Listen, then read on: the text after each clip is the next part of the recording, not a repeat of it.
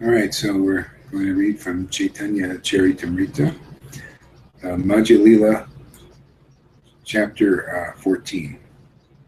This is the performance of the Vrindavan pastimes. Jaya Jaya Sri Chaitanya Jaya Nityananda Jaya Shri Advaita Chandra Jaya Gaur Bhaktivinoda Om Agyanati Timidandasya Kinangara Salakya Chakshur Militamena Tasmai Shri Gurve Namah. Accompanied by his personal devotees, Sri Chaitanya Mahaprabhu went to the festival known as Lakshmi Vijayostava. There he discussed the super excellent love of the gopis. Just by hearing about them, he became very pleased and danced in great ecstatic love for the Lord. All glories to Sri Chaitanya Mahaprabhu, known as Gaura Chandra, and all glories to Lord Nityananda Prabhu. All glories to Advaita Charya, who is so exalted. All glories to all the devotees headed by Srivas Thakur, and all glories to the readers who have taken Sri Chaitanya Mahaprabhu as their life and soul. While Chaitanya Mahaprabhu was resting in ecstatic love, Maharaj Prataparudra entered the garden. Following Sarvabhauma Bhattacharya's instructions, the king had given up his royal dress. He now entered the garden in the dress of a Vaishnava. Maharaj Prataparudra was so humble that with folded hands he first took permission from all the devotees. Then with great courage he fell down and touched the lotus feet of the Lord. As Sri Chaitanya Mahaprabhu lay on the raised platform with his eyes closed in ecstatic love and emotion, the king very expertly began to massage his legs. The king began to recite verses about the Rasa Lila from Srimad Bhagavatam. He recited the chapter beginning with the words Jayate Dikam. When Sri Chaitanya Mahaprabhu heard these verses, he was pleased beyond limits. And he said again and again, go on reciting, go on reciting. As soon as the king recited the verse, beginning with the words Tava Katam Katamarritam, the Lord arose in ecstatic love and embraced him. Upon hearing the verse recited by the king, Sri Chaitanya Mahaprabhu said, you have given me valuable gems, but I have nothing to give you in return. Therefore, I am simply embracing you. After saying this, Sri Chaitanya Mahaprabhu began to recite the same verse again and again. Both the king and Sri Chaitanya Mahaprabhu were trembling and tears were flowing from their eyes. My Lord, huh? Arjay made it. Yeah, great, good. Hey, welcome there, my friend. Hello. Yeah, I saw your, anyway, it's good you made it. That's good. So we're reading chapter 14 of the Madhya Lila, the performance of the Vrindavan pastimes. Yeah, and let's see what verse. Oops.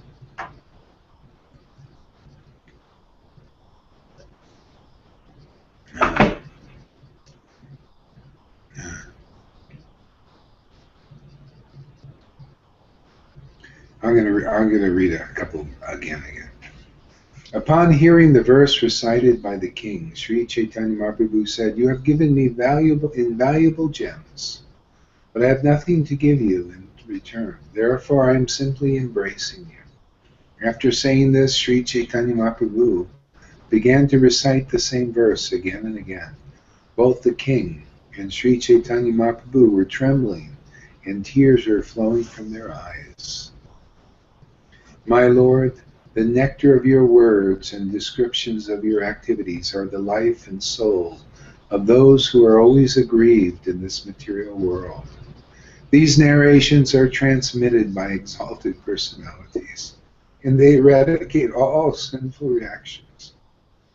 Whoever hears these narrations attains all good fortune. These narrations are broadcast all over the world and are filled with spiritual power. Those who spread the message of Godhead are certainly the most munificent welfare workers. So the Lord read this again and again and again. We'll read it a few more times too and see how it feels. My Lord, the nectar of your words and the descriptions of your activities are the life and soul of those who are always aggrieved in this material world. These narrations are transmitted by exalted personalities, and they eradicate all sinful reactions. Whoever hears these narrations attains all good fortune. These narrations are broadcast all over the world and are filled with spiritual power. Those who spread the message of Godhead are certainly the most munificent welfare workers. After reciting this verse, Chaitanya Mahaprabhu immediately embraced the king and cried, "You are the most munificent. You are the most munificent." At this point, Sri Chaitanya Mahaprabhu did not know who the king was.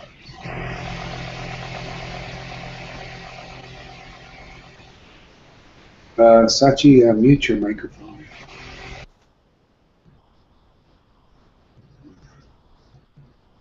Sri Chaitanya Mahaprabhu's mercy was aroused because of the king's previous service. Therefore, without even asking who he was, the Lord immediately bestowed his mercy upon him. How powerful is the mercy of Sri Chaitanya Mahaprabhu! Without even inquiring about the king, the Lord made everything successful. Finally, Sri Chaitanya Mahaprabhu said, "Who are you? You have done so much for me. All of a sudden you have come here and made me drink the nectar of the pastimes of Lord Krishna." The king replied, "My lord, I am the most obedient servant of your servants. It is my ambition that you will accept me as the servant of your servants."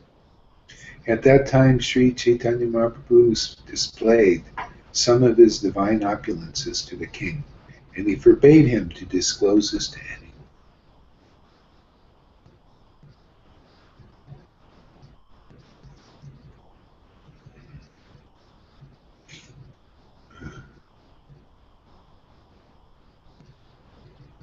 There's a juicy tidbit right there.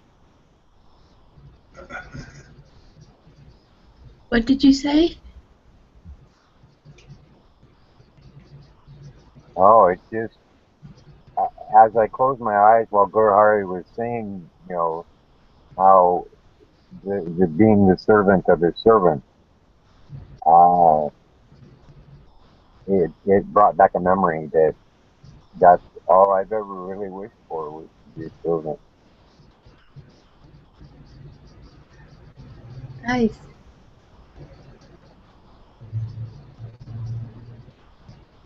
Yeah. I really love this verse here. It's really, a second here. We might as well put this on. Hello, dear friends. We're reading from Chaitanya Charitamrita. We thought we'd kind of invite everyone on Facebook to hear the reading. Matter of fact, I'm going to read that verse again because it's so wonderful and it explains kind of how it really is, this path of taking shelter of the name and the fame and the pastimes of the Lord. So anyway, this is in Madhya Lila, chapter 14. I may read this verse a few times. It is just so nectarian. I mean, when Lord Chaitanya heard it, he was pleased beyond words, it says. So, Maharaj Prataparudra says to Lord Chaitanya, "My Lord, the nectar of your words and the descriptions of your activities are the life and soul of those who are always aggrieved in this material world. These narrations are transmitted by exalted personalities, and they eradicate all sinful reactions. Whoever hears these narrations attains all good fortune. These narrations are broadcast all over the world and are filled with spiritual power. Those who spread the message of Godhead are certainly the most munificent welfare workers. So I just, I could really relate to this so much, this part especially. The nectar of your words and the descriptions of your activities are the life and soul of those who are aggrieved in this material world. Everybody's suffering here. Okay? So people may not know that they're suffering and think they're suffering, but there's a lot of stuff going on here. And when one takes the name of God as their shelter, it's just like Bhagavad Gita says, abandon all varieties of religion, even. See, even religion. And just take shelter of me, surrender to me. See, surrender to the name. And the name, according to the Bible, includes the pastimes, the qualities, the characteristics, the sayings, the teachings of an incarnation, like Jesus, or like Krishna, or like Lord Chaitanya. Okay? So when this becomes your life and soul, you realize when you're aggrieved, this is where you go.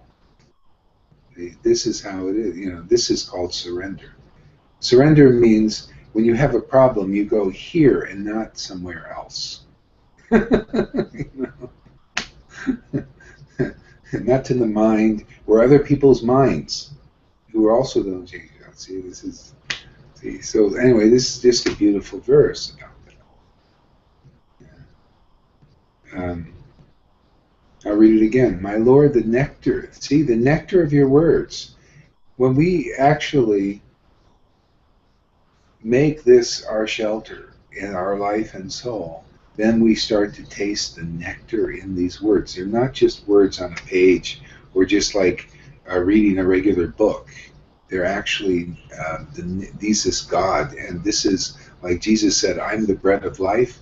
This is that bread. This is that wine. People, you get real intoxicated. You know how people get drunk to get rid of their problems, Sachi? And you remember her that, people, they have an emotional problem, they go and get drunk. See? So it solves their problem temporarily. This is kind of like that too, but it's permanent. Create more problems, actually. Huh? Can create more problems. It creates more problems, yeah. Anyway, this is a way, when one tastes the nectar and it's intoxicating, it's like a wine. It literally, you just feel lifted through the problem and everything. It reminds me of Mars Prajapurja. Gopinath Patanayaka. He had a problem. His problem was, he cheated a little bit with the government. He was a devotee, but, he didn't pay all the taxes, or something, and he got a little trouble for it.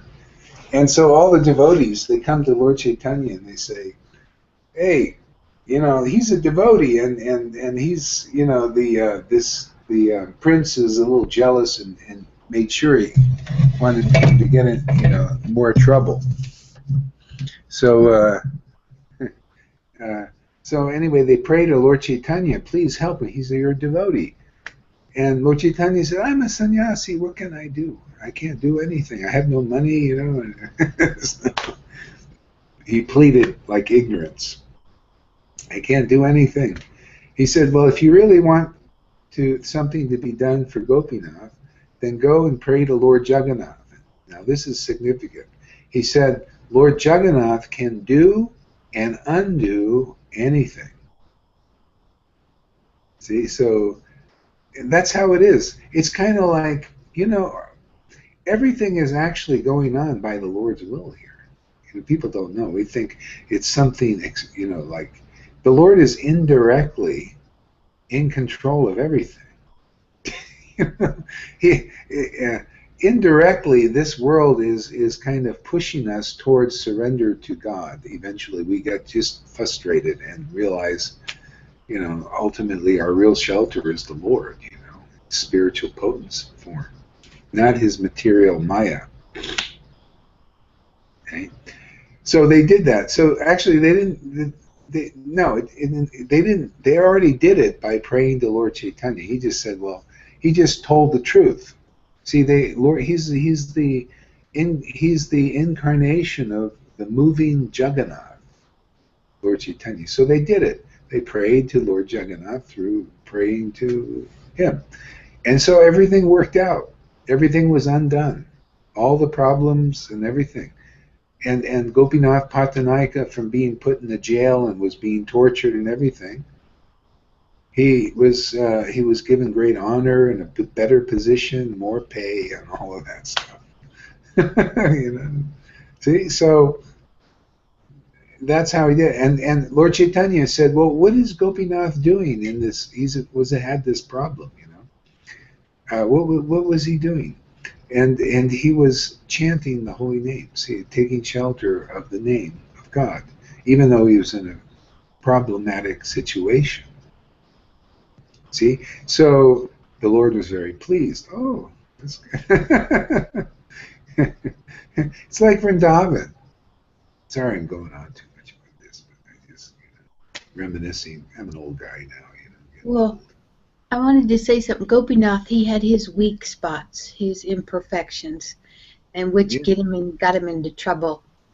So when the devotees wanted to have him be helped, they went to the Lord. Yeah, exactly. He had his weak spots. I mean, the guy even wanted, the Lord said, chastising him a little, said, the Gopinath, he squanders the money of the king and he goes and sees dancing girls.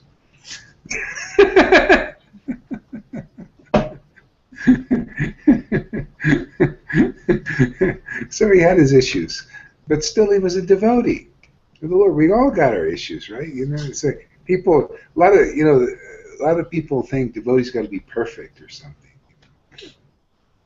No, you got to, the Lord sees our heart, just,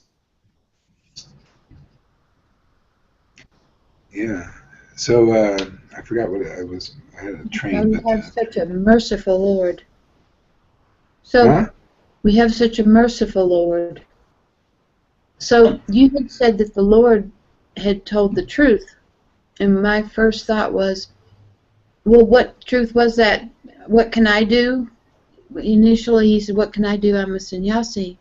Yeah. But in the end, he actually did help Gopinath. Yeah, he did it without any endeavor. Like on his part, the Lord inspired people just to line up because the Lord is in the heart of everybody. You know, it's the Lord can do or undo, inspire somebody, to do whatever. It's just like, in the time when, like in the Bible, when Moses was doing all these things that the Lord said for him to do, and the Lord says, "I'm going to harden his heart." See, so it was the Lord who kept hardening the heart of the Pharaoh. And so it says that right in the Bible. God said, "I'm going to harden his heart," to a certain point. And then even in the end, they came after him when they let him go. But the Lord wanted to, kind of teach something or prove something. So the Lord is in control of everything. And when we get that, that's when you can relax a little bit. Our anxiety is generally because we're just not taking full shelter of the Lord, in our for our problems. We still have faith in the world, worldly things. So anyway, it's good practice for us when we get problems to just practice taking shelter of the Lord. I mean, that's what they did in Vrindavan even. Oh yeah, this is what I wanted to say. In Vrindavan, whenever they had the rain from Indra and everything, they turned to Krishna they had no other shelter, no other faith in anything else but Krishna, and then Krishna does a miracle. See, God is like that. He starts to do miracles in our lives when we really sincerely take shelter of him. It's like Draupadi, You know, when her husband's, she kept turning to her husband's, you got to protect me from this, you know, they're disrobing me and everything, and they just sat there like, we can't do anything. There's some, you know, like, and then she says, wow, not even my husbands can do anything. So she just surrendered to Krishna, you know, and then things happened. Yeah.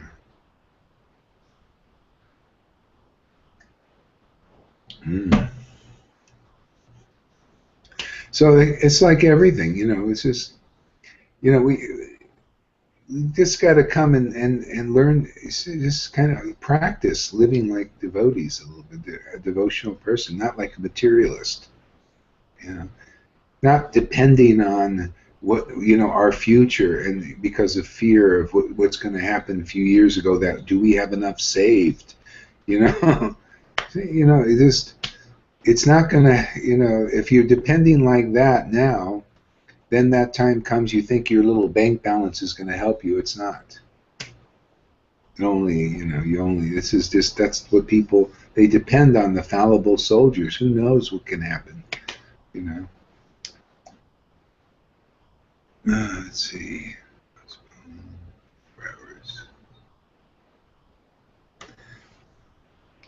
Okay.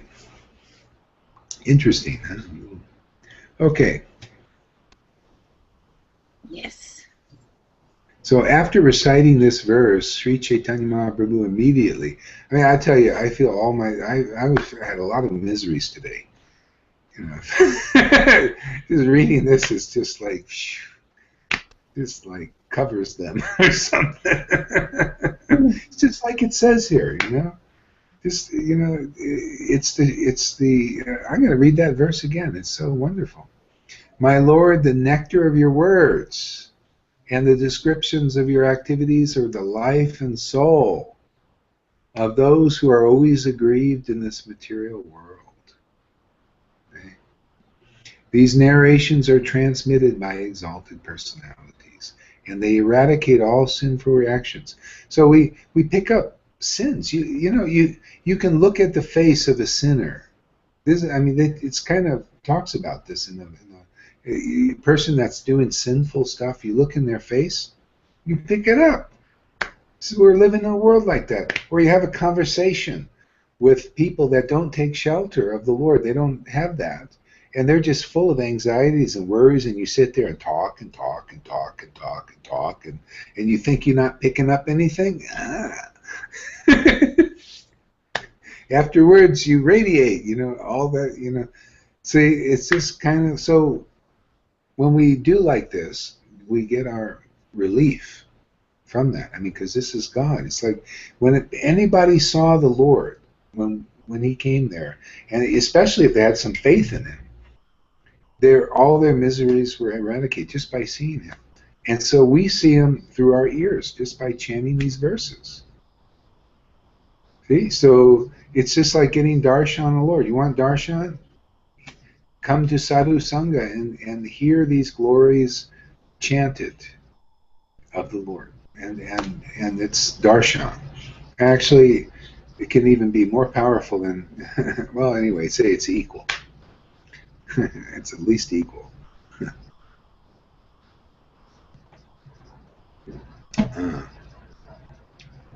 See, whoever hears these narrations attains all good fortune.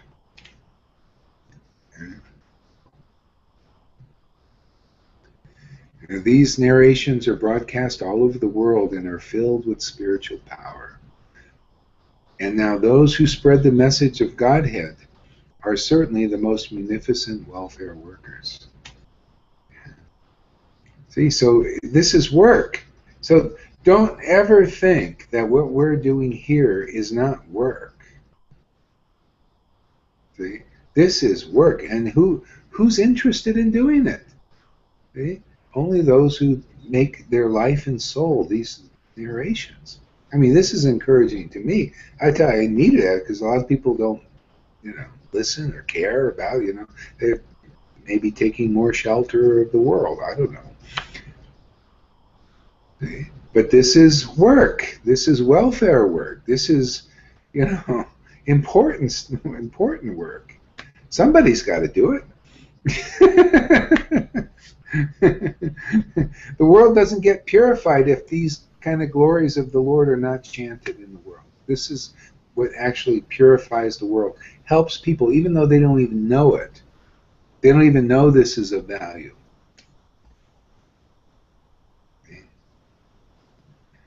They might be just thinking, why don't you get a job, you bum? I wish I could be more. I'll practice being more like the audience in the southern states. Yeah, right on, brother. Yeah. Stuff. Yeah. Good. Yeah. But you know, this is good because it's good to reflect the truth, because we are so used to taking shelter of the Maya illusion. We don't even know what is often is of value. We need the truth reflected to us. This is valuable to hear and chant about the Lord. You see how this is revealing the truth. What did Jesus teach? The truth will set us free. Yeah. This is truth. You know, this is important. This is valuable to hear. I read it again. The Lord would read these verses over and over again just to relish them. And that's how you learn something, you know. Hey, Terry, welcome. So, my Lord, the nectar of your words. See, the nectar of your words. And I found that even with the Bible, since we have a Bible girl here, hippie chick.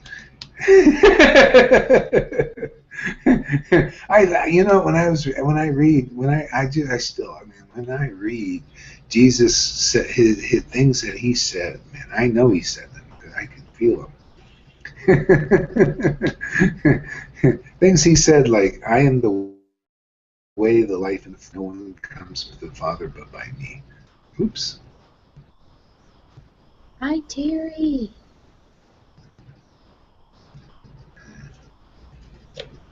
Here, I gotta do this here.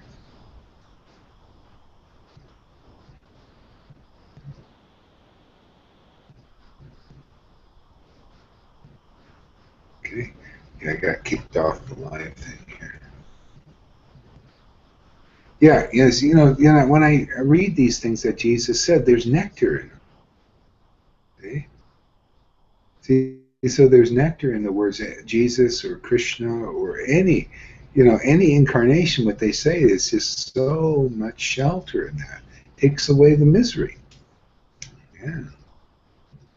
Okay, so after reciting, okay, we already read that there. So let's go down a little bit now.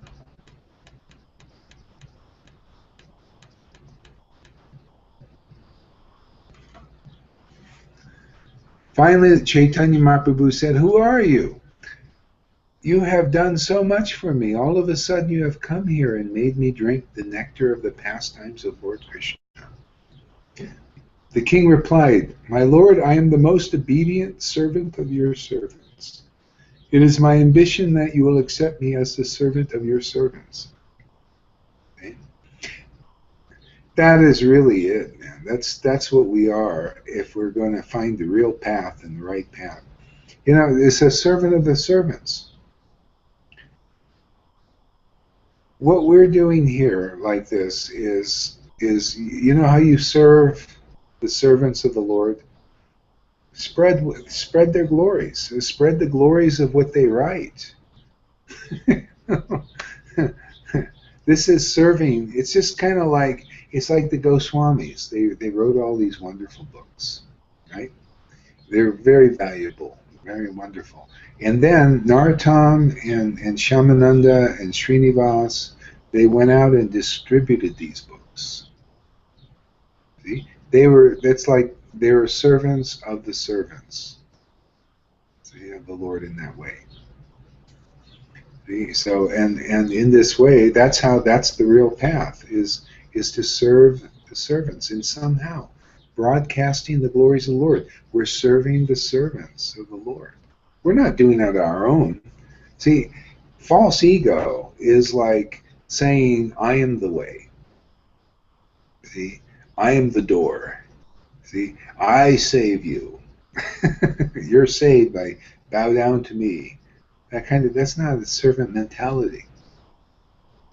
happens all, No, it's like King Partabaruja. No, I'm serving the servants of the Lord. See, that's what we're doing here, serving the servants of God.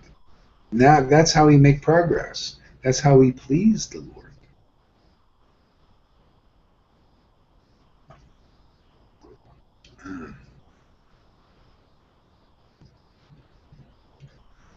Seeing the Lord's special mercy upon King Partaparudra,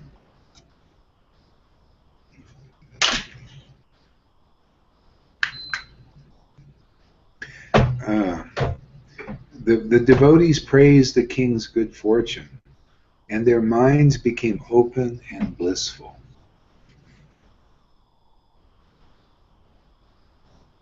Submissively offering prayers to the devotees with folded hands and offering obeisances to Sri Chaitanya Mahaprabhu, the king went outside.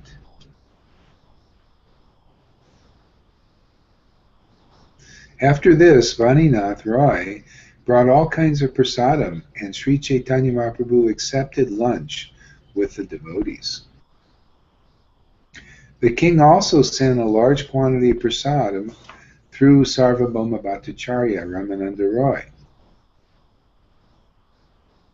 You know what, let me just let Terry know this, that we're on here. She doesn't know it.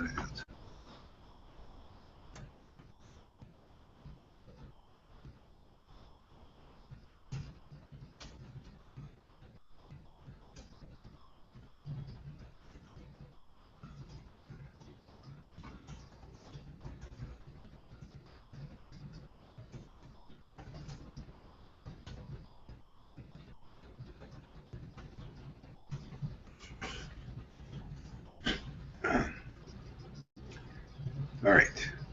Yeah, because Terry might want to come on there. Okay, where was I?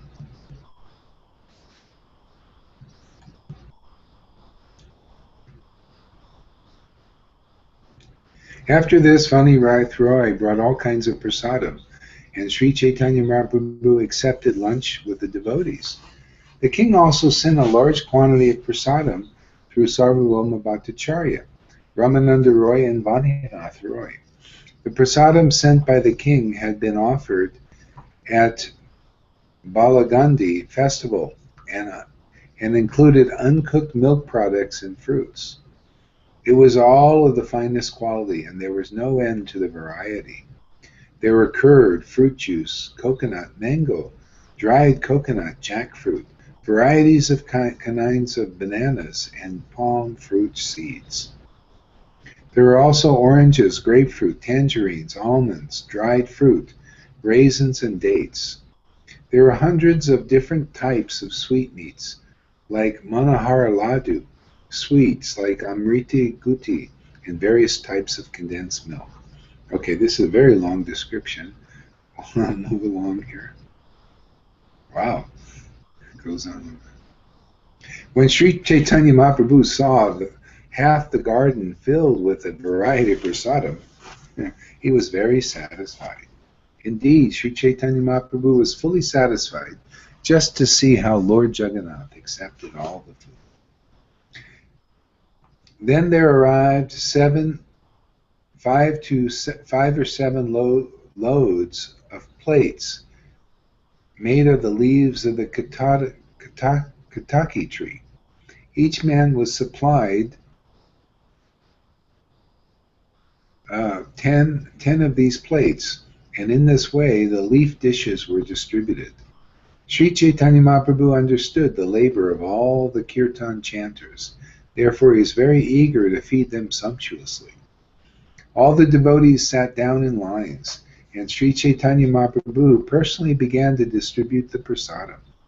But the devotees would not accept the prasadam until Chaitanya Mahaprabhu took it. Sri Swarup Goswami informed the Lord of this. Swarup Damodar said, "My Lord, please sit down. No one will eat until you do." At that time, Sri Chaitanya Mahaprabhu sat down with his personal associates and had every one of them fed very sumptuously until they were filled to the necks. After finishing, the Lord washed his mouth and sat down. There was so much extra prasadam that it was distributed to thousands. Following the orders of Sri Chaitanya Mahaprabhu, Govinda's personal servant called for all the poor beggars who were unhappy due to their poverty and fed them sumptuously.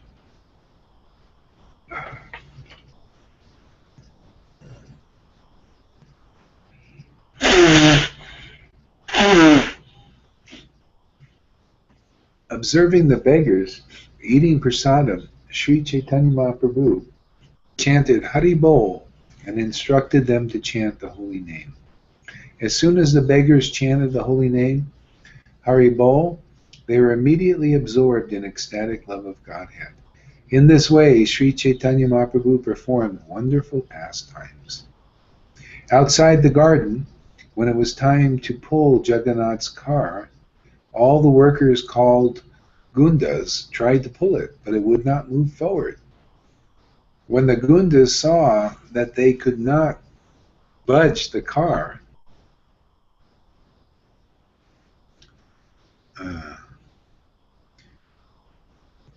they abandoned the attempt. Then the king arrived in great anxiety, and he was accompanied by his officers and friends. The king then arranged for big wrestlers to try to pull the car, and even the king himself joined in, but the car could not be moved. Becoming even more anxious to move the car, the king had very strong elephants brought forth and harnessed to it. The strong elephants pulled with all their strength, but still the car remained at a standstill, not budging an inch. As soon as Sri Chaitanya Mahaprabhu heard the news, he went there with all his personal associates, and then stood there and watched the elephants try to pull the car. The elephants, being beaten by the elephant goad, were crying, but still the car would not move. The assembled people cried out, "Alas!"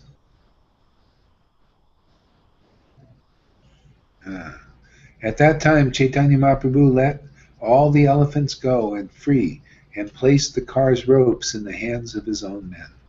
Sri Chaitanya Mahaprabhu then went to the back of the car and began to push with his head. It was then that the car began to move and roll along, making a rattling sound.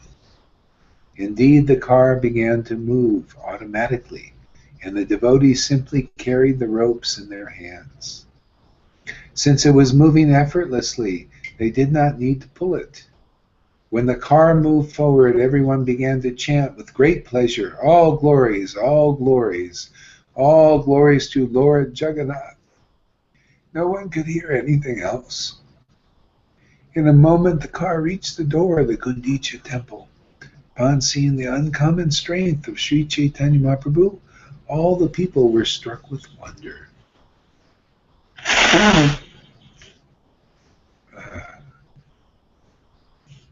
The crowd made a tumultuous vibration, chanting Jai Gaura Chandra, Jai Sri Krishna Chaitanya. Then the people began to chant, "Wonderful, wonderful." Seeing the greatness of Chaitanya Mahaprabhu, Pataparudra Maharaj and his ministers and friends were so moved by ecstatic love that the hairs on their bodies stood on end. All the servants of Lord Jagannath took him down from the car, and the Lord went on to sit on his throne. Subhadra and Balaram also sat on their respective thrones and followed the bathing of Lord Jagannath and finally the offering of food.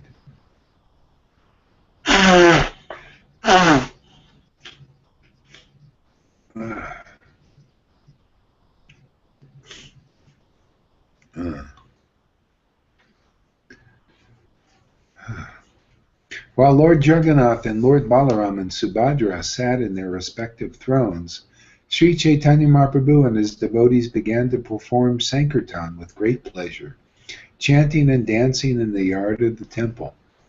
While Chaitanya Mahaprabhu was chanting and dancing, he was overwhelmed with ecstatic love. And all the people who saw him were also flooded in the ocean of love of Godhead. In the evening, after finishing his dancing in the yard of the Gundicha temple, the Lord observed the Arti ceremony, and thereafter he went to a place called Aitolata, and took rest for the night. For 9 days, 9 chief devotees headed by Advaitacharya got an opportunity to invite the Lord to their homes. During the 4 months of the rainy season, the remaining devotees extended invitations to the Lord for 1 day each. In this way, they shared invitations. For the 4-month period, all the daily invitations were shared among the important devotees. The rest of the devotees did not get an opportunity to extend an invitation to the Lord.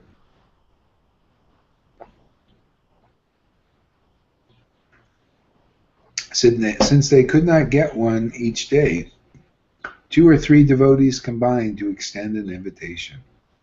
These are the pastimes of Lord Chaitanya Mahaprabhu's acceptance of invitations.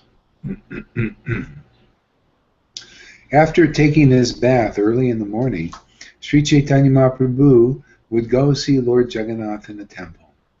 Then he would perform Sankirtan with his devotees. By chanting and dancing, Sri Chaitanya Mahaprabhu induced Advaitacharya to dance. Sometimes he induced Nityananda Prabhu, Haridas Thakur, and Achyutananda to dance. Sometimes Sri Chaitanya Mahaprabhu engaged Vakrashwar and other devotees in chanting and dancing. 3 times daily, morning, noon, and evening, he would perform Sankirtan in the yard of the Gundicha temple. Hey, Anna, thank you for coming. We're just reading Chaitanya Charitamrita. Such a wonderful book.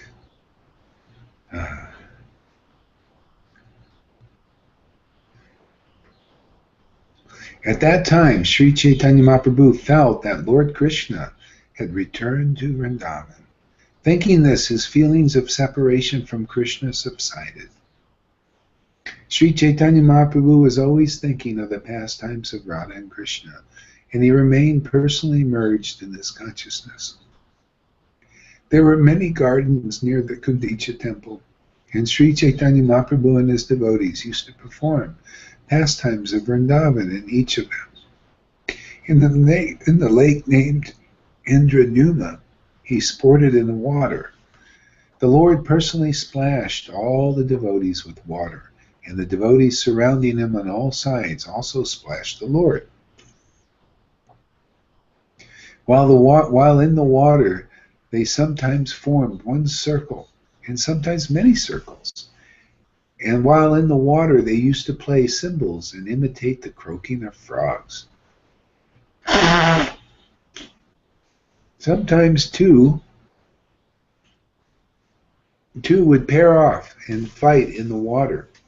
One would emerge victorious, and the other defeated. And the Lord would watch all this fun. The first sporting took place between Advaitacharya and Nityananda Prabhu, who threw water upon each other. Advaitacharya was defeated, and he later began to rebuke Nityananda Prabhu, calling him ill names. Swarup Damodar and Vijayanidhi also threw water upon each other.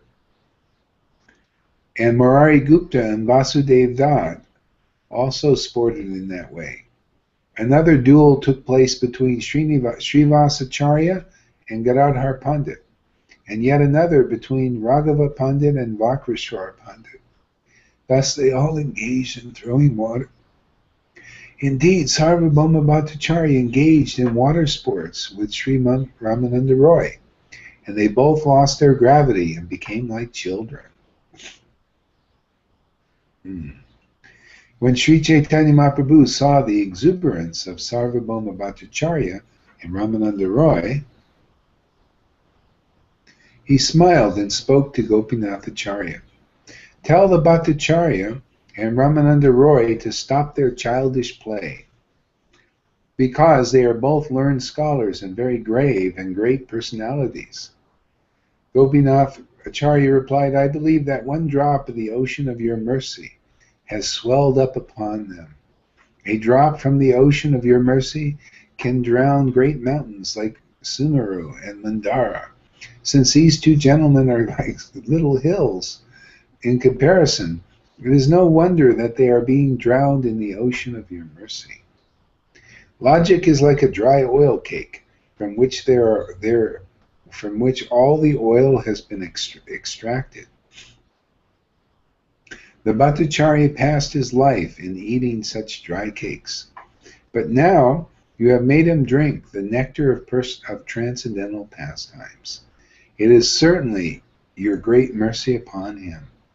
See, again, I don't think you heard this, Anna, but we're talking about, I'll read that again. So, RGI, keep note of my place here. I'm going to go back here a little bit, okay? Okay. I have a question, too. Yeah, go ahead. What? When we're hearing this, a lot of times it sounds like, things that we've experienced as children or whatever. How is this any different from our childhood pastimes? Well, that's a good question. Our childhood pastimes, it's to do with the indirect potency of the Lord, the Mahamaya. Okay, so the Mahamaya works is basically we're like, under the shelter of the indirect potency of the Lord, the material potency. Okay? So that doesn't really purify us. It's the spiritual potency that does.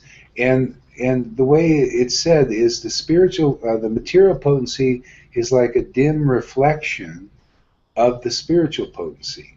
So when you hear the pastimes of Krishna like this, splashing in the water and everything, it's to do with eternally liberated souls. See, and they're made up of the spiritual potency. Therefore, when you can drink that nectar, and this is the mercy we get from the Lord Chaitanya, is to drink that nectar in these pastimes. That's basically like getting a drink from the Holy Grail. See, that makes you immortal because that's what the Lord's doing, and that's what these devotees are doing here. See, so did you hear that?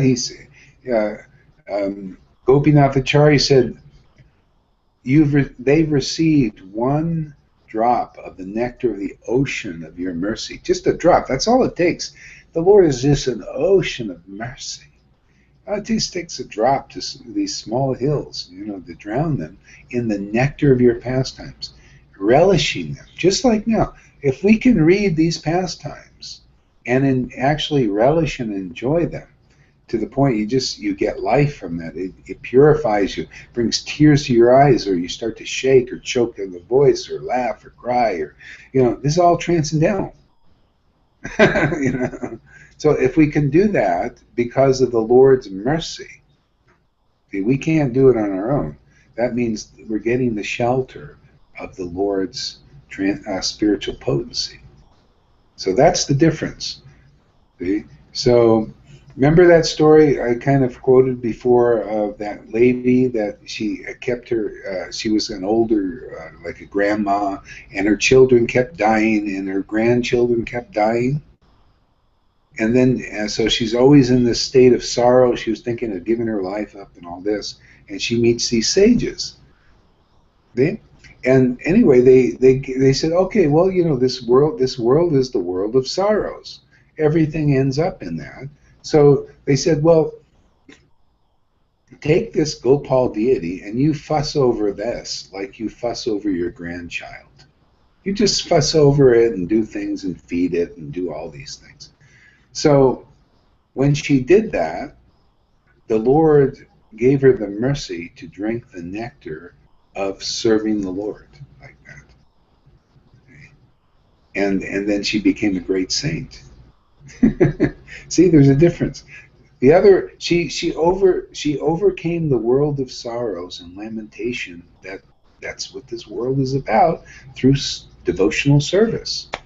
You know, when we are, the effective stage of devotional service is we start to taste these pastimes, relish them. You start to feel life from them. You realize, wow, this is the bread of life. Jesus, I'm the bread of life. Well, this is God also. This is Krishna. See, this is the path. Of course, What? that may take some time. Of course, it may take you. Yeah. And a lot of time, people that are of us that are also into Jesus, even just appreciating his life and all of that is like we get a taste of that whole his pastimes of his life, and these are like relishing his situation too, you know, relishing him and what he did for us. And so we're doing something similar, but this is uh,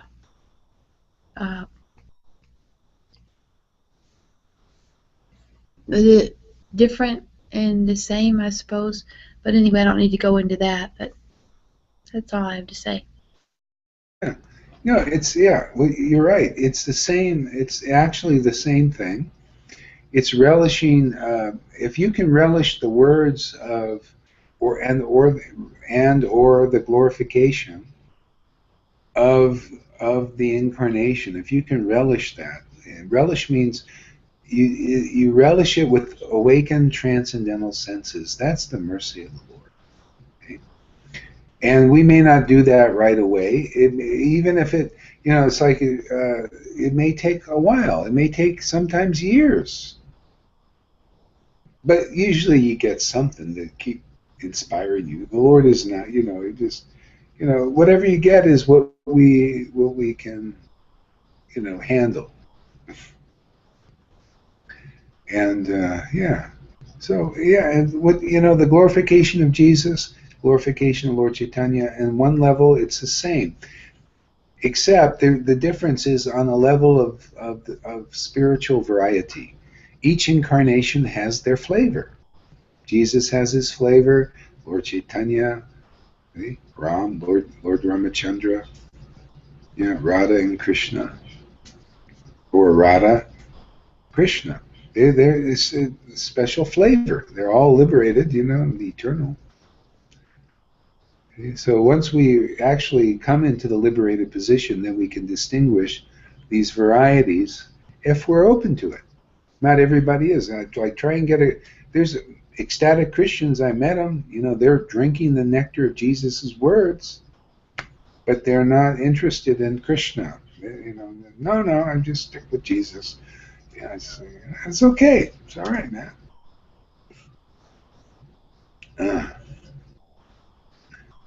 Yeah. So anyway, I wanted to read this verse for Anna here.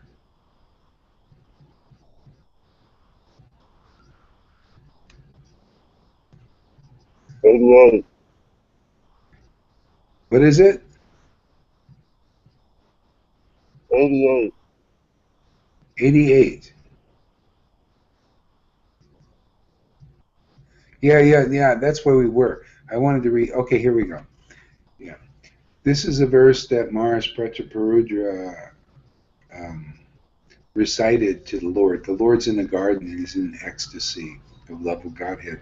And he comes in very humbly in a Vaishnava dress.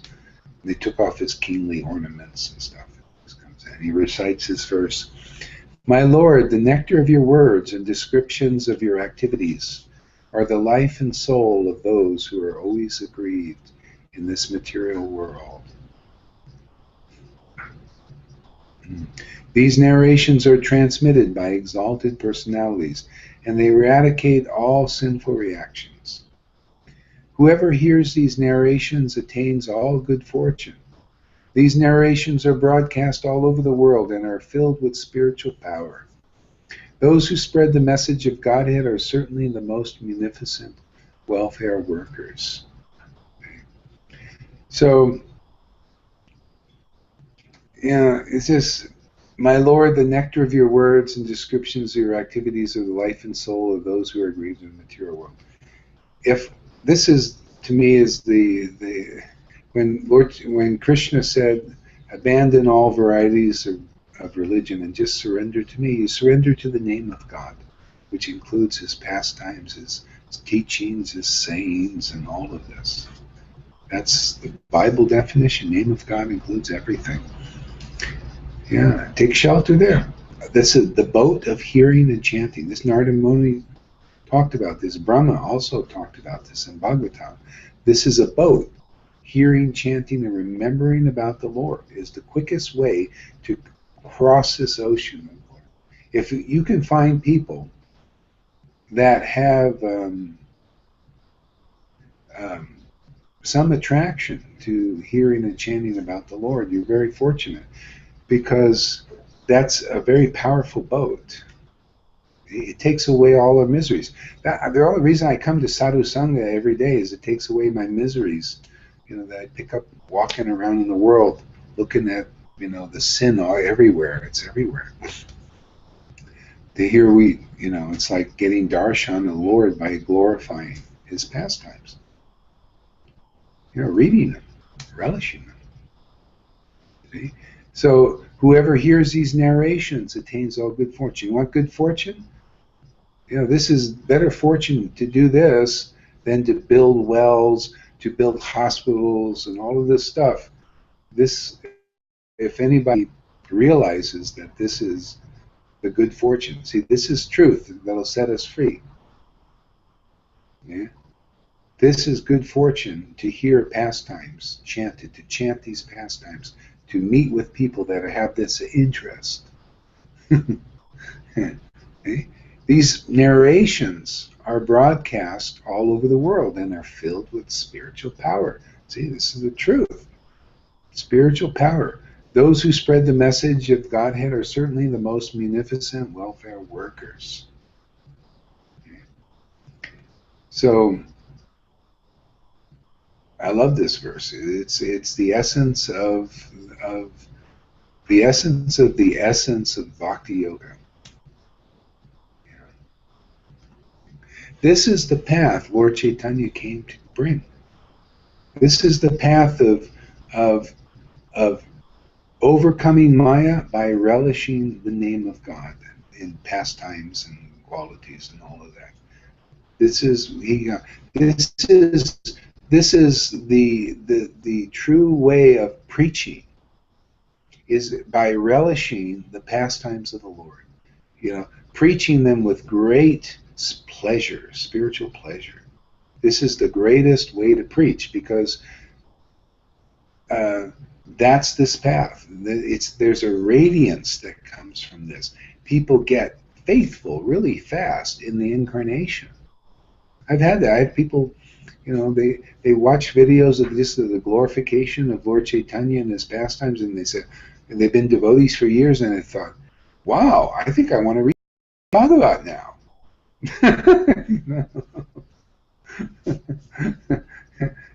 See, and that's their good fortune, and when they get that kind of faith, you may get ecstasy too.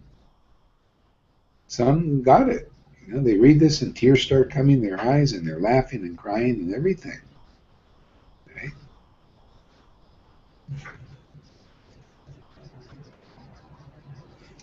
Unfortunately, sometimes misfortune happens. They don't realize its value. It's sometimes hard to realize the value of this. That's why we have to hear the truth reflected to us in these pastimes.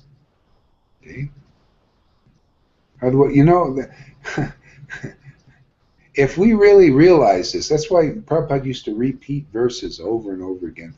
He said the reason, because you don't hear it, you've been bitten by Maya. We really realize this, we would be in Sadhu Sangha every day, right? The nectar of your words, descriptions of your activities, are the life and soul of those who are aggrieved in this material world. The life and soul, and it takes away the grief, eradicates all sin. in a way that you can't do it. But you can follow rituals all day long, and it won't eradicate the sin that hearing the pastimes of the Lord by devotees who are attracted to drink this nectar does. So we repeated this 5 times already, this verse. So we all get it. All right. So where was it? 88, you said? I'm going back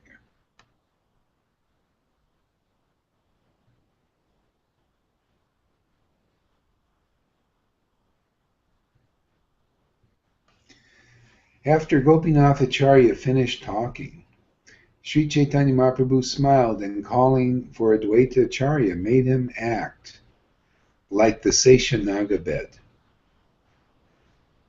Lying down on Advaita Prabhu, who was floating on the water, Sri Chaitanya Mahaprabhu demonstrated the pastime of Sesha Vishnu.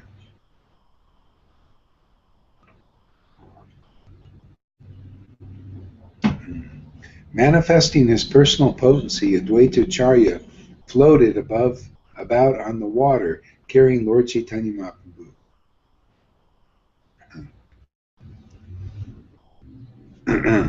After sporting in the water for some time, Sri Chaitanya Mahaprabhu returned to his place at Aitota,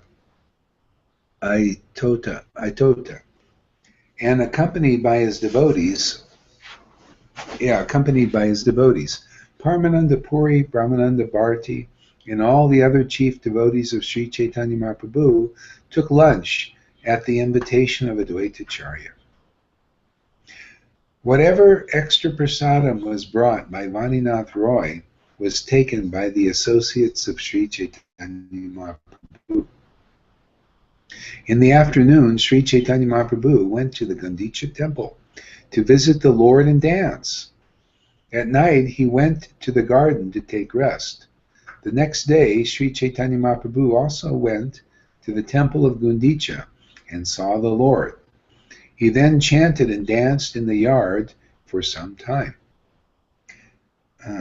Oh, by the way, Anna, if you want some time, you're welcome to come. We're also broadcast on Google Hangouts. You can come and meet some nice devotees here that come pretty regularly. If you want, you can do that, or you can continue on this also, whatever. I just thought I'd offer it. I'll put you on the thing in case you want to come on. You can just click the link sometime.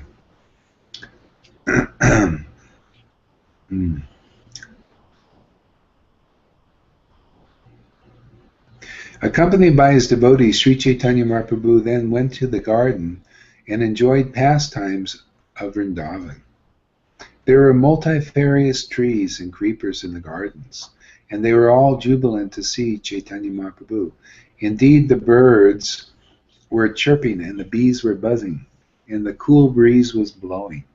As Sri Chaitanya Mahaprabhu danced beneath each and every tree, Vasudev Dutt sang along. As Vasudev Dutt sang a different song beneath each and every tree, Chaitanya Mahaprabhu danced there alone in great ecstasy. Sri Chaitanya Mahaprabhu then ordered Vakraswara Pandit to dance, and he began to dance, and the Lord began to sing. Then the devotees like Swarup Damodar and other kirtan performers began to sing along with Sri Chaitanya Mahaprabhu. Being inundated with ecstatic love, they all lost consideration of time and circumstance. Thus, after performing in the garden for some time, they all went to the lake called Narendra Sarovara, where they enjoyed sporting in the water.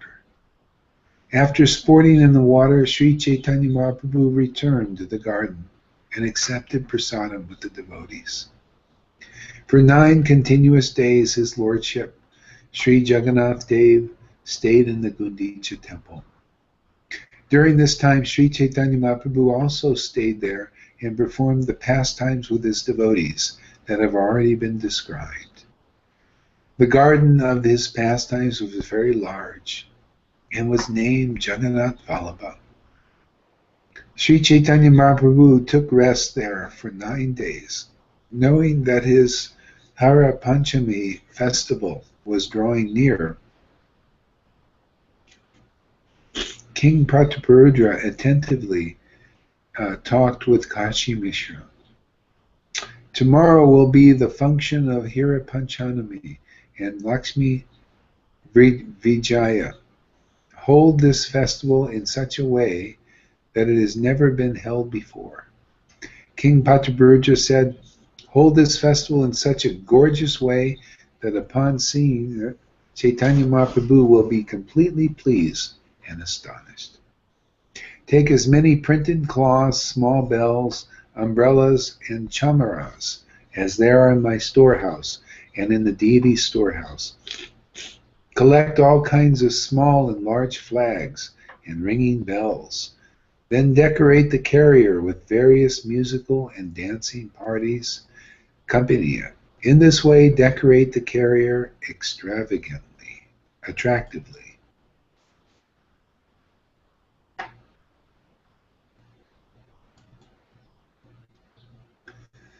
You should also double the quantity of prasadam. Make so much that it will even surpass the Rath Yatra festival. Arrange the festival in such a way that Sri Chaitanya Mahaprabhu may freely go with his devotees to visit the deity without difficulty. In the morning, Sri Chaitanya Mahaprabhu took his personal associates with him to see Lord Jagannath at Sundarachal. Then Sri Chaitanya Mahaprabhu and his personal devotees returned to Nilachal with great eagerness to see the Hira Panchanami festival.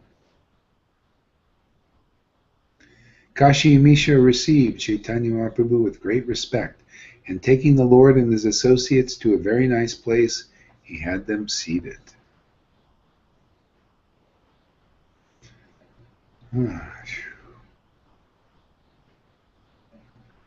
After taking his seat, Chaitanya Mahaprabhu wanted to hear about a particular mellow of devotional service.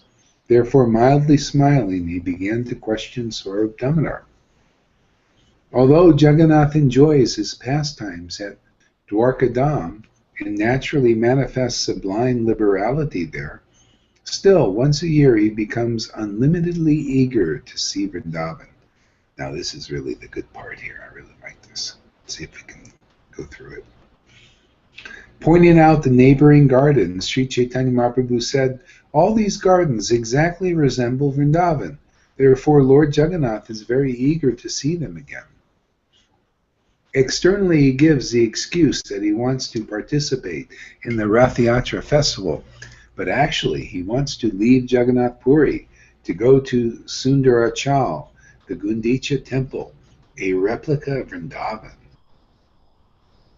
The Lord enjoys his pastimes day and night in various flower gardens there. But why does he not take Lakshmi Devi, the goddess of fortune, with him? Good question. Swarup Damodar replied, my dear Lord, please hear the reason for this. Lakshmi Devi, the goddess of fortune, cannot be admitted to the pastimes of Vrindavan. In the pastimes of Vrindavan, the only assistants are the gopis. But for the gopis, no one can attract the mind of Krishna. The Lord said, using the Kara festival as an excuse, Krishna goes there with Subhadra and Baladev. All the pastimes with the gopis that take place in those gardens are very confidential ecstasies of Lord Krishna. No one knows them. Since there is no fault at all in Krishna's pastimes, why does the goddess of fortune become angry? Lord Chaitanya said. Swarup Damodar replied, it is the nature of a girl afflicted by love to immediately upon finding any neglect on the part of her lover. See, this has to do with what we were talking about, Sachi. There's a difference between the jealous love of Lakshmi, goddess Lakshmi, and our jealous love for another person or in the body, in a physical body or something like this. These are transcendental pastimes. Material world is just a dim reflection of eternal reality. See? So that's the difference. This is part of the Yoga Maya potency. And Maha Maya potency is to do with the material world and the pastimes that go here.Ese are also pastimes, but they're not transcendental. So they keep people bound to the material world to come again and again and again because we're attached and attracted to material pastimes till we get frustrated and fed up and then turn more and more towards the Lord and His pastimes and start to drink that nectar. Then we become liberated from this.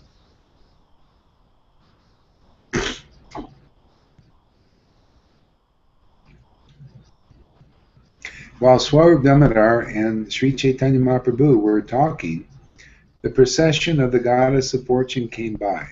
She was riding upon a golden palanquin carried by 4 men and bedecked by a variety of jewels. The palanquin was also surrounded by people carrying umbrellas, chamar whisks, flags, and it was preceded by musicians and dancing girls. The maidservants were carrying water pitchers, chamar whisks, boxes for betel nuts, and there were hundreds of maidservants, all attractively dressed and wearing valuable necklaces. In an angry mood, the goddess of fortune arrived at the main gate of the temple. See, even anger, it's the dim reflect, the anger we have here for which we engage in pastimes with people. We get angry at them. They get angry at us and back and forth, right? See, goddess of fortune is angry also. She's angry and jealous about Krishna, being attracted to the gopis outside and drawing them outside there. She doesn't like that. But that's beautiful. It's transcendental.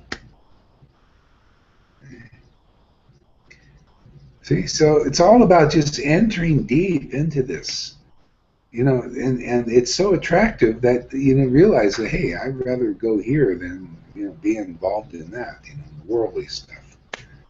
That's how we transcend the world, and attachment to it is being attracted to the Lord and being attached to the Lord. It's the best way. Associating with devotees who are more attached to the Lord than us is the pristine path, if we can find it.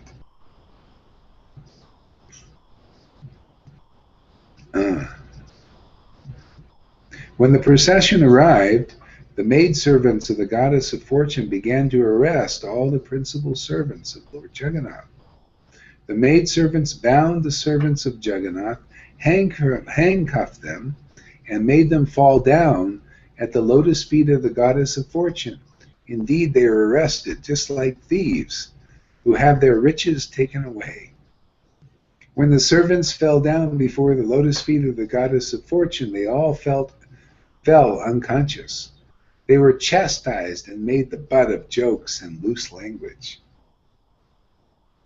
When Sri Chaitanya Mahaprabhu's associates saw the impudence exhibited by the maidservants of the goddess of fortune, they covered their faces with their hands and began to smile. See? The first devotional symptom is smiling. They covered their faces. They didn't want people to see them smiling. It's kind of like Krishna. He always has a little smile on his face. It's kind of a smirk, But that's a transcendental symptom of emotion. This smiling. Hey, so they covered their faces so nobody could see them smile.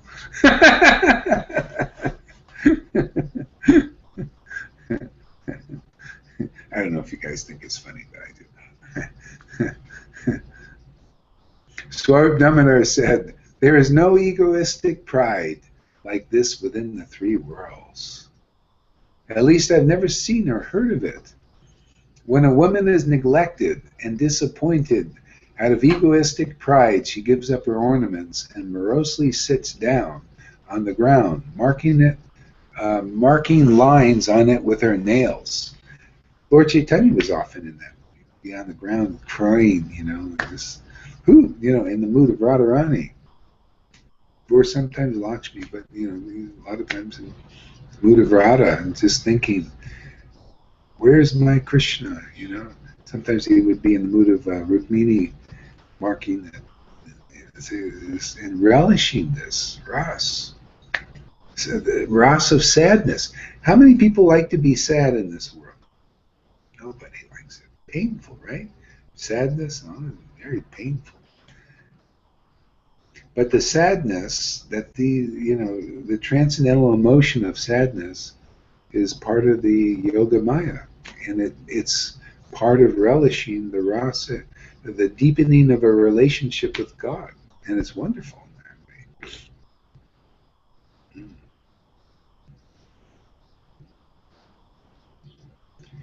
See why this is called postgraduate study?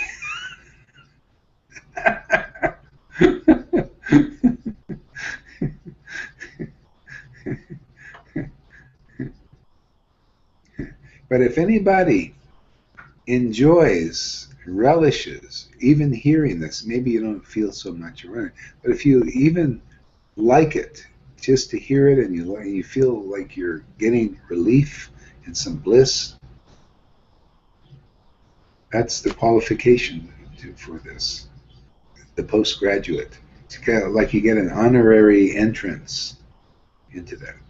Otherwise, most people, if you haven't reached the platform of some devotion, this will not be interesting to you. So, being around devotees who like this book is very good. You start to like it yourself. You want to take shelter of it, and that's getting like a postgraduate entrance into. It's like skipping grades. They're devotees that have been studying Krishna consciousness for 20 years, and they're not reading Chaitanya Charitamrita or Chaitanya Bhagavat. Not interested. They're thinking, well, that's postgraduate. Right? But if you're around just devotees who really like this Leela of Lord Chaitanya, you're going to get it. You pick it up like a virus and surpass people that are trying to go through stages, and then hopefully after 30, 40 years, then they'll start hopefully reading this, and they may not.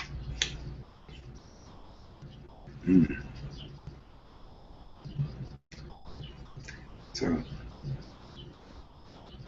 another reflection of the truth, because a lot of people don't know this. They think this is just, ordinary or something.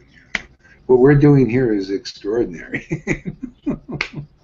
Reading Chaitanya Bhagavat, Chaitanya Leela every day for a long time.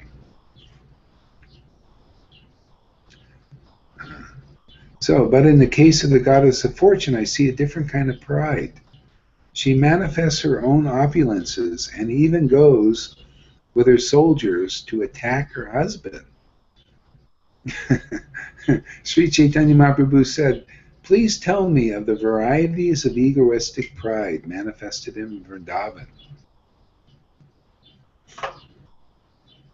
I want to save this for another time because this is kind of deep stuff, and I think it's enough for tonight. Did you enjoy this reading today, Arjai? Oh, yes, indubitably. I got my truck running, so it's probably hard to hear me. No, we hear you good. Oh, good, good. Yeah, whenever we get into the Madhya Lila, Antya Lila, I don't know why. I'm just thankful that these vibrations stir within me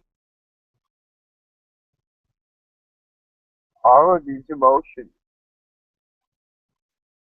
and I don't know how to describe them. I just am thankful they're here. That this feeling, the hair standing up on my arm, and the tears is amazing, and I only wish to share them with everybody. Hi, Krishna.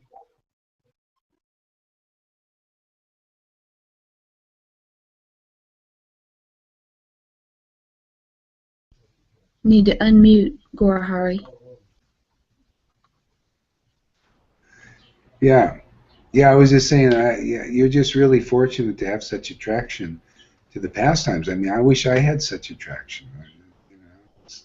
So please bless me that I get hair standing up on end, you know, reading the Leela also and stuff like that. By your mercy, it's possible.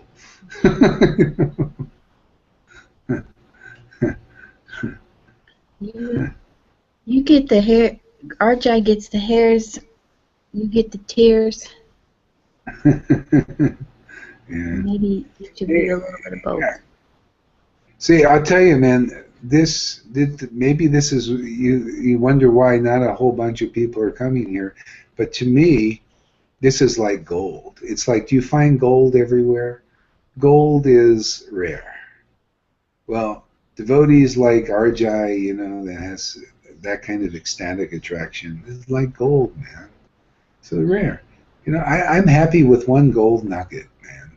You know, or Sachi, you too. I mean, you also have you know, you like to read that, you know, Chaitanya Leela. This is, the Lord has blessed you with that. You know, it's just going to increase more and more. You know, just we just got to work through our stuff. We're just fortunate. So that's how I see it, man. I'll take one gold nugget than a lot of mixed stuff around. Just, and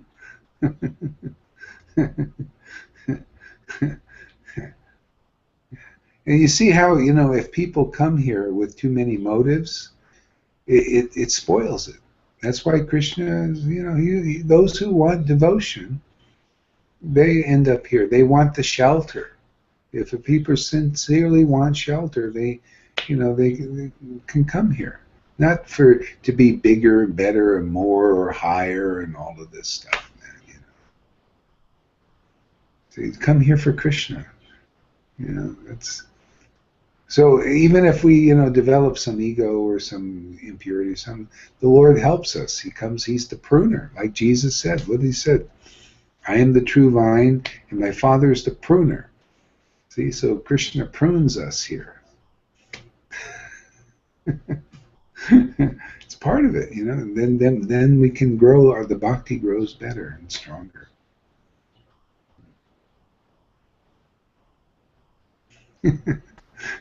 Had some pruning today, huh, Sachi? Yeah, a little pruning every day. Yeah, me too. Never It's hurt good anybody. for the soul, man. That means you're connected. If you're getting pruned, that means you're connected to a true vine. You know, I love the verses like Jesus teaches, you know, I am the true vine, my Father is the pruner. And a lot of people think, well, that's only Jesus. No, well, that's the pure devotees. The pure, or the incarnation, is the true vine. And especially like when the incarnation, like Jesus or Lord Chaitanya, they depart, then we find the true vine through the preaching of those who are ecstatically drinking the nectar of worshiping the Lord. See? Not the ones who are not drinking that nectar. That's the real path. You know, those who just love God, really love God sincerely, they've gotten the mercy to drink this nectar, you know. See? Because the Lord is their life and soul, right? Right, Arjai? Isn't that the way it is? Oh, that is the way it is. Oh, I tell you, Guru Hari, if it weren't for that teddy bear, I'd be lost.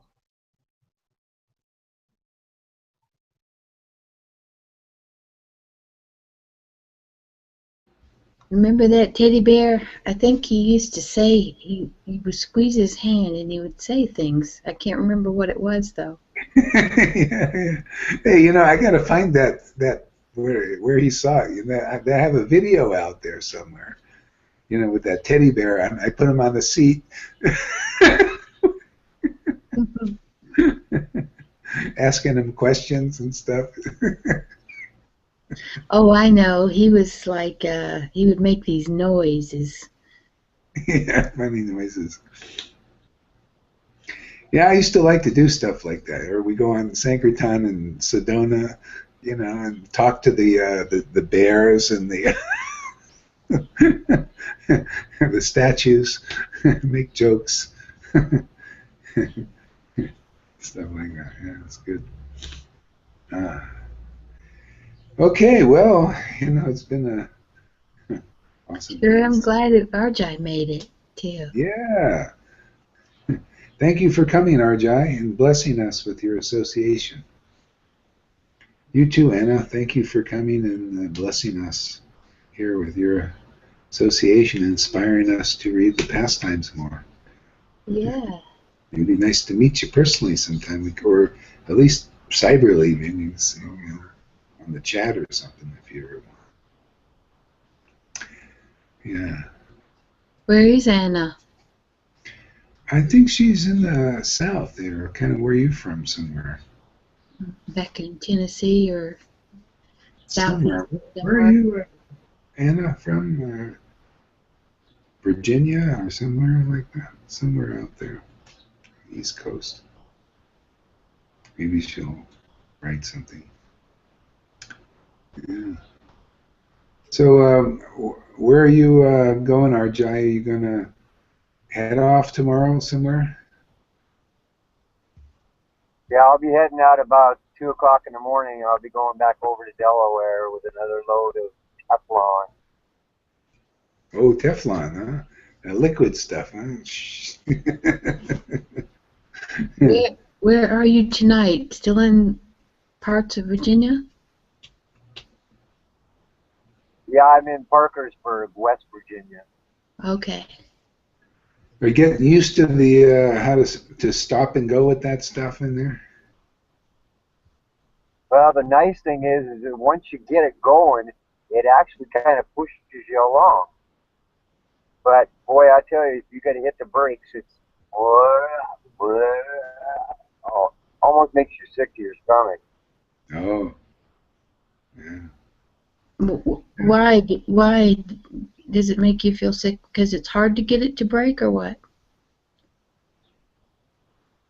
Well, yeah, if you hit your brakes and have all that fluid come forward in the container, it starts going back and forth. It makes you feel like you're seasick. Oh, you kind of start